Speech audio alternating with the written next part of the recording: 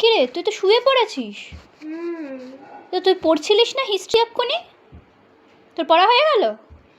একই পড়া পড়তে আর ভালো লাগে না। কি পড়ছিলিস তুই এখন? ওই তো অশোকা ধর্মটা পড়ছিলাম। অশোকা ধর্ম মানে কি? অশোকের ধর্ম। সবাই জানে অশোকা ধর্ম মানে অশোকের ধর্ম। অশোকা ধর্মায় বলছে কি?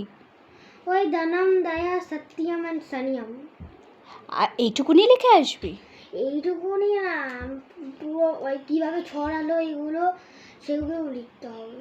তো সেটা লিখতে হবে, তো সেটাও বল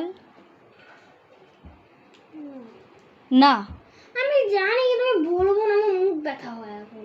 বড় হয়েছি, মনে মনে পড়তে শিখছি আজকাল। না না, মনে মনে পড়তে শিখছিস, খুব ভালো কথা, কিন্তু না জানলে স্কুলে গিয়ে লিখবি কি করে? পরীক্ষার সময় লিখতে পারবি? চেষ্টা করলেই পারবো। চেষ্টা মানে লোকেদের চেষ্টা চাই।